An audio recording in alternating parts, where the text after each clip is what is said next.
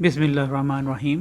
پاکستان کے 8 فروری 2024 کو ہونے والے 12ویں عام انتخابات میں قومی و صوبائی اسمبلی کی نشستوں پر انتخاب میں حصہ لینے کے لیے 28,626 امیدواروں نے کاغذات نامزدگی جمع کرا دیے ہیں، جن میں خواتین اور اقلیتوں کی مخصوص نشستوں کے امیدوار بھی شامل ہیں۔ ناظرین، ملک بھر سے کاغذات نامزدگی جمع کروانے والے امیدواروں کے حوالے سے دلچسپ اعداد و شمار جاننے سے پہلے ہمارا چینل سبسکرائب کیجیے تاکہ ہم پاکستان میں ہونے والے انتخابات کے حوالے سے تازہ ترین معلومات آپ تک پہنچا سکیں۔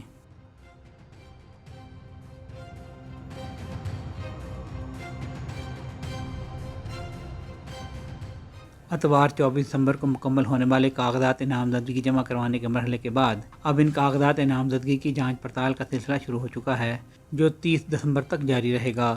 الیکشن کمیشن آف پاکستان کے اعداد و شمار کے مطابق ملک بھر سے سب سے زیادہ 17,744 کاغذات نامزدگی مرد امیدواروں نے صوبائی اسمبلیوں کی عام نشستوں کے لیے جمع کرائے ہیں۔ اس کے بعد قومی اسمبلی کی عام نشستوں کے لیے مرد امیدواروں کے جمع کرائے گئے کاغذات نامزدگی کی تعداد 7,242 ہے، جبکہ صوبائی اسمبلیوں میں عام نشستوں پر خواتین امیدواروں نے 802 اور قومی اسمبلی کے لیے 771 کاغذات نامزدگی جمع کروائے ہیں۔ خواتین کی مخصوص نشستوں پر صوبائی اسمبلیوں کے لیے 1365 کاغذات نامزدگی اور قومی اسمبلی کے لیے 459 کاغذات نامزدگی جمع کروائے گئے ہیں۔ اسی طرح صوبائی اسمبلیوں کے لیے اقلیتوں کی مخصوص نشستوں پر مرد امیدواروں نے 361 اور خواتین نے 32 کاغذات نامزدگی جمع کروائے ہیں، جبکہ قومی اسمبلی کے لیے 140 مرد اور 10 خواتین امیدوار میدان میں اترے ہیں۔ اب ملک بھر میں ریٹرننگ افسران کی جانب سے ان کاغذات نامزدگی کی جانچ پڑتال کا کام شروع ہو چکا ہے، جو 30 دسمبر کو مکمل ہوگا، اور ان کاغذات نامزدگی کو منظور یا مسترد کیے جانے کے خلاف اپیلوں کا مرحلہ 3 جنوری تک جاری رہے گا۔